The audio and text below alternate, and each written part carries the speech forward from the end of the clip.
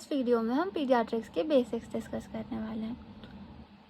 3 चीज़ें डिस्कस कर रहे हैं: normal newborn, assessment of gestational age and post natal assessment of gestational age. ठीक है, देखते हैं सब क्या होता है। तो हमें पता है नॉर्मल न्यूबॉर्न क्या होता है। न्यूबॉर्न पीरियड होता है फर्स्ट 4 वीक्स, ओके।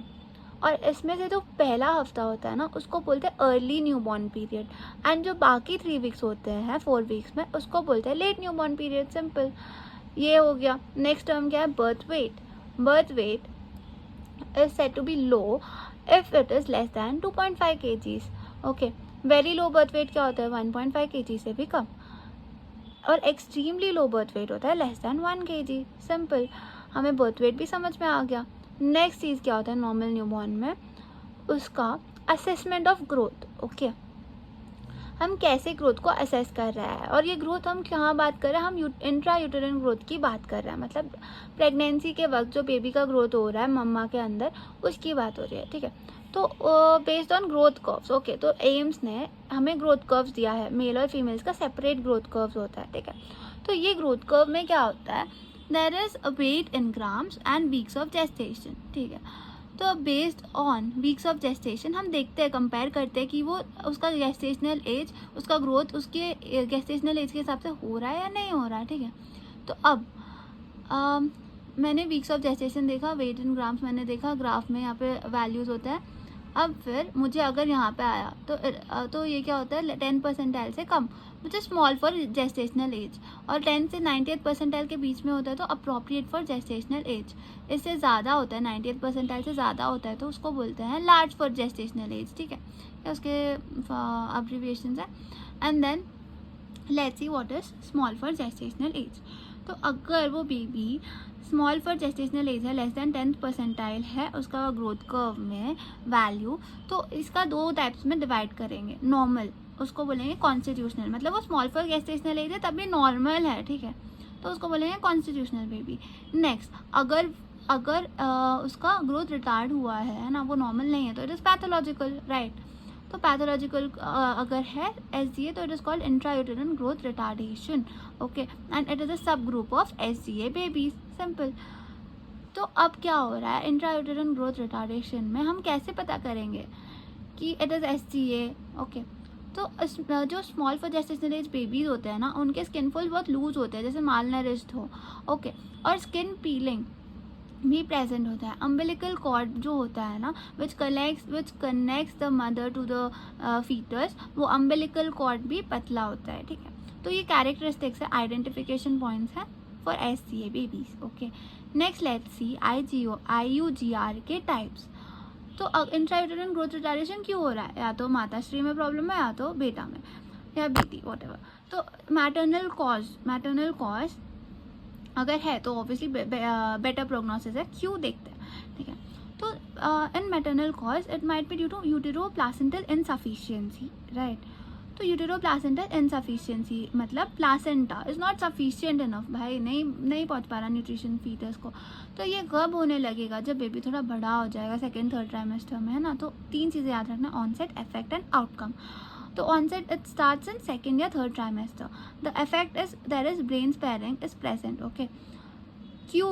क्योंकि हेड नॉर्मल है, बाकी छोटा है, बॉडी छोटा है। क्यों हो रहा है ऐसा? ब्रेन स्पेयरिंग क्यों प्रेजेंट है?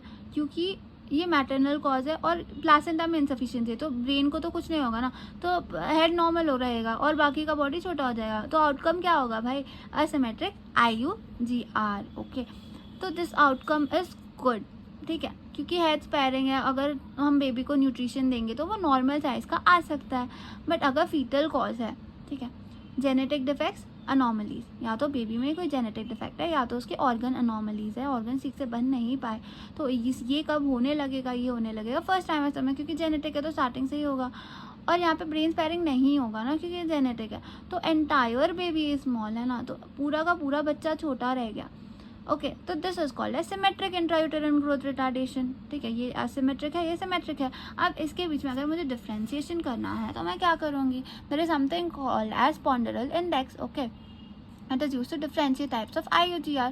पॉन्डरल इंडेक्स का फॉर्मूला होता है weight in gram by length in centimetre square into 100. अगर पॉन्डरल इंडेक्स 2 से ज़्यादा है तो it is symmetric IUGR. If it is less than 2 it is asymmetric IUGR. Okay, तो इंट्रायूटेरिन ग्रोथ रेट सिमेट्रिक है असिमेट्रिक है, we can calculate based on ponderal index. Next, assessment of gestational age. A preterm baby is less than 37 weeks old, whereas a term baby is 37 to 41 weeks old. और अगर 42 weeks से start हो रहा है तो it is called as post term baby, 42 weeks और उसके बाद. ठीक है, तो next, post natal assessment of gestational age. अब हमने असेस कर लिया gestational age by using antenatal, मतलब जब मदर प्रेग्नेंट है तभी like we can assess the baby का age based on last menstrual period, ultrasound, ये सब. पर अगर किसी कारण से माताश्री नहीं आ पाई क्लिनिक को, तो बाद में अगर मुझे असेस करना है कि उसका जेस्टेशनल एज कितना है, तो मैं यूज़ करूँगी ENBS, which is expanded new Ballard score. ठीक है, it is based on physical characteristics and neuromuscular maturity. ठीक है, तो based on physical characteristics, appearance के बेसिस पे इसके है फर्दर 6 टाइप्स. लैनियोगो, प्लांटार सरफेस, ब्रेस्ट, आई या ईयर, जेनिटल्स फीमेल और जेनिटल्स मेल. ठीक है, तो मैं बाहर से बस एक्सटर्नल अपीयरेंस से ही जज कर पा रही हूँ कि like is it a mature baby, is it a pre term baby और is it a term baby. Okay, वही. फिर नेक्स्ट, न्यूरोमस्कुलर मैच्योरिटी के बेसिस पे भी मैं 6 टाइप्स में देख सकती हूँ कि बेबी का मतलब उसका जेस्टेशनल एज कितना है. ओके, तो based on posture, square window test, arm recoil test, popliteal angle, scarf sign, heel to ear, ये थोड़े बहुत टेस्ट होते हैं जिससे मैं असेस कर सकती हूँ. ठीक है, और ये टेस्ट क्या होता है? सबसे पहले पोस्चर. तो नॉर्मल जो बेबी होगा ना वो फ्लेक्स पोजिशन में होगा, उसका हाथ अपने तरफ होगा, है ना. पर प्री टर्म बेबी में वो फ्लेक्स नहीं होगा, it will be in extended position. Okay, तो ये डिफरेंस है. नेक्स्ट, स्क्वायर विंडो टेस्ट क्या होता है? उसका रिस्ट मैं फ्लेक्स करने की कोशिश करूँगी फोर आर्म के तरफ. ओके, नॉर्मल बेबी में पॉसिबल होगा.